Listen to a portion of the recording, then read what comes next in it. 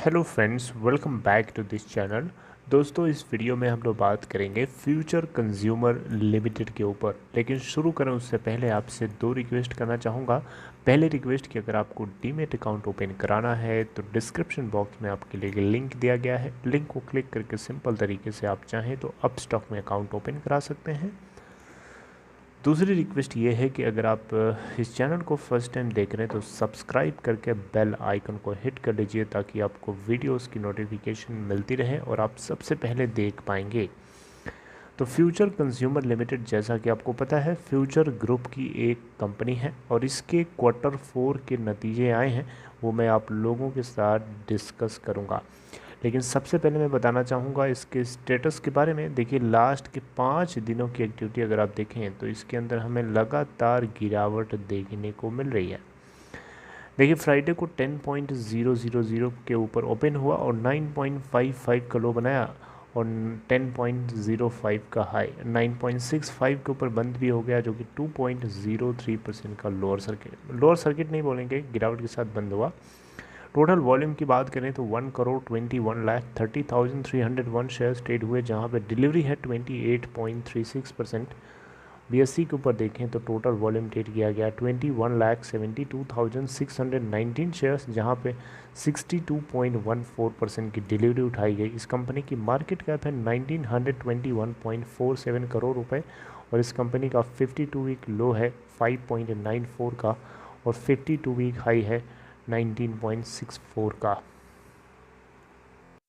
तो दोस्तों, future group की ये कंपनी है, जो कि आपको पता है, जब फ्यूचर ग्रुप की सारी कंपनीज़ के ऊपर ऐसे ही कोरोना वायरस से जुड़े हुए रिस्ट्रिक्शंस की वजह से लॉस होता रहेगा तो डेफिनेटली ये भी उसी का एक हिस्सा है। देखिए, यहाँ पे फ्यूचर कंज्यूमर लिमिटेड की तरफ से क्वार्टर 4 के रिज़ल्ट्स पेश किए गए।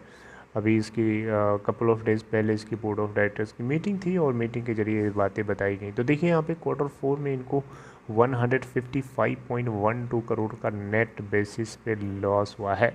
लेकिन एक बात अच्छी है, ये है कि इस कंपनी को ये जो लॉस हुआ है पहले के पिछले साल के सेम क्वार्टर में जो लॉस हुआ था 175.46 करोड़ रुपए से, उससे काफ़ी नैरो है, कम हुआ है, लोअर हुआ है, जो कि ये अच्छी बात है। रेवेन्यू की बात करें, यानी टॉप लाइन की बात करें, तो इस कंपनी का क्वार्टर 4 के अंदर एफएमसीजी बिजनेस आपको अच्छे से पता है, जो कि 59.2% से डिक्लाइन होकर के आया है 386.26 करोड़ रुपए, जबकि पिछले साल के सेम क्वार्टर में 947 करोड़ का लगभग इनको रेवेन्यू गेन हुआ था। टोटल एक्सपेंसेस की बात करें तो क्वार्टर 4 के अंदर 500.06 करोड़ का निकल के आता है, जो कि 52.5% डाउन है पिछले साल के सेम क्वार्टर में जो टोटल एक्सपेंस किया गया था कंपनी के द्वारा, जो कि 1051.87 करोड़ रुपए था।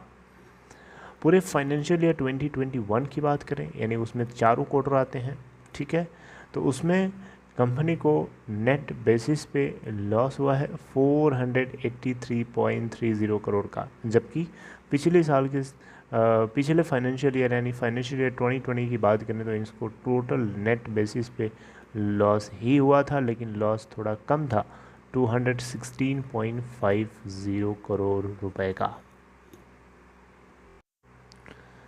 अब पूरे फाइनेंशियल ईयर 2021 के लिए रेवेन्यू की बात करें, यानी टॉप लाइन की बात करें, तो 1184.51 करोड़ निकल के आता है, जबकि फाइनेंशियल ईयर 2020 के अंदर टोटल रेवेन्यू आया था, यानी टॉप लाइन 4040.33 करोड़ का था। तो देख सकते हैं इस फाइनेंशियल ईयर के अंदर रेवेन्यू पिछले फाइनेंशियल ईयर से 71% लगभग, या 70.7% डाउन है। 71% बोल रहे तो ज़्यादा सही होगा, 71% कम है, तो ये एक थोड़ा सा खतरे की घंटी है।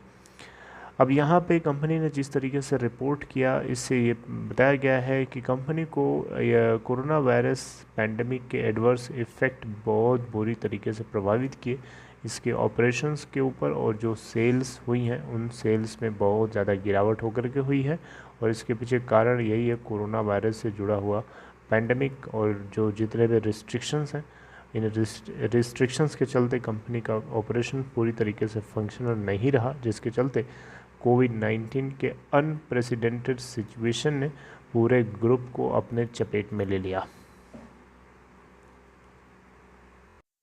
आपको पता है इस कंपनी के इस ग्रुप में लगभग सप्लाई चेन है, इसमें वेयर हाउसिंग का काम है, इसके अलावा पैकेजिंग सेंटर्स हैं, पैकिंग सेंटर्स हैं, एडमिनिस्ट्रेटिव ऑफिसेज हैं।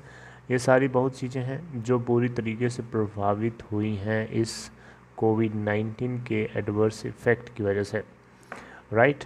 तो यहाँ पे कंपनी की जो एबिलिटी है कंटिन्यू कंसिस्टेंट बनाए रखने की अपने सप्लाईज और सेल्स को, वो नहीं देखने को इस बार मिली है, ठीक है। और जिसके चलते इनको ये लॉस झेलना पड़ रहा है। देखिए कोरोना वायरस के पैंडमिक और जिसकी वजह से रिज़ल्ट ये हुआ कि लोगों को, यानी अलग अलग सरकारों को, चाहे स्टेट गवर्नमेंट हो चाहे सेंट्रल गवर्नमेंट हो, लॉकडाउन इम्पोज करना पड़ा था। अब लॉकडाउन इम्पोज किया जा रहा है तो उससे इस तरीके की जो कंपनीज होती हैं जिनके स्टोर्स होते हैं बड़े बड़े, इन स्टोर्स वाली कंपनीज़ के लिए बड़ा नुकसान होता है। कैसे, आपको पता है, जब आप किसी मॉल में जाते हो, जब कोई किसी तरीके का रिस्ट्रिक्शन नहीं है, उस केस में आपको तो कोई दिक्कत नहीं खरीदने में, है। आप कोई भी प्रोडक्ट खरीदते हो, देखते हो कि हाँ इसकी एक्सपायरी डेट क्या है। अब एक्सपायरी डेट्स बहुत दूर है तो इसका मतलब वो प्रोडक्ट अभी काफ़ी लॉन्ग लास्टिंग है, आप उसको ख़रीद के अपने बैग में डाल लेते हैं, सब यही करते हैं ना। लेकिन अगर जब आप किसी मॉल में जाते हो, स्टोर में जाते हो, और उससे 10 दिन पहले रिस्ट्रिक्शंस लगे हुए थे उस कंपनी में 6 महीने से, यानी उस कंपनी में ने बेसिकली एक लॉकडाउन लगा हुआ था, रिस्ट्रिक्शंस इम्पोज कराए गए थे, यानी लोगों की एक्टिविटीज़ चालू नहीं थी। उस केस में क्या आप 10 दिन बाद जाओगे तो आपको लगता है कि वो प्रोडक्ट्स क्या रिफ़्रेश हो जाएगा, क्या उनकी एक्सपायरी डेट नहीं। तो एक तरीके से देखा जाए तो जो स्टोर्स होते हैं इसमें जो प्रोडक्ट्स रखे गए होते हैं, लॉकडाउन जैसी सिचुएशन में बड़ा ख़तरा ये होता है कि बहुत सारे प्रोडक्ट्स की एक्सपायरी डेट आ जाती है और बहुत सारे प्रोडक्ट्स डिटेरियोरेट हो जाते हैं, ख़राब हो जाते हैं वहीं रखे रखे। तो ये नुकसान किसको हो रहा है, क्या कस्टमर को होगा? नहीं, ये कस्टमर को नहीं होगा, ये नुकसान उस स्टोर ओनर है उसको होगा, जो मैन्युफैक्चरिंग कर रहा है उस प्रोडक्ट को, उसको होगा, क्योंकि उसको गंदे प्रोडक्ट्स को रिवर्स उसको एक्सेप्ट करना पड़ सकता है। अगर उसकी सेल नहीं होगी तो उसको क्या करेगा, समझ रहे बात को।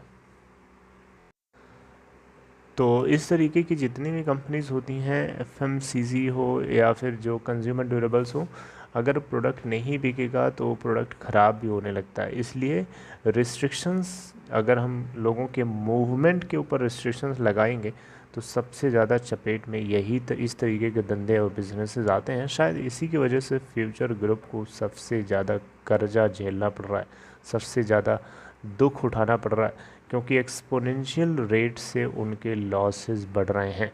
समझ रहे बात को, जो प्रॉफिट आ सकता था वो लॉस में बदल रहा है। यही एक खबर है जो आप लोगों को पता होनी चाहिए थी। देखिए फ्यूचर ग्रुप की ये कंपनीज है और फ्यूचर ग्रुप को लेकर के रिलायंस के साथ जो डील है उससे जुड़ी हुई लेटेस्ट अपडेट आई थिंक जून के एंड होते होते आनी तो थी, लेकिन अभी तक आई नहीं। आने वाले को 1-2-3 दिन बचे हैं, इसमें भी देख लेते हैं क्या होता है।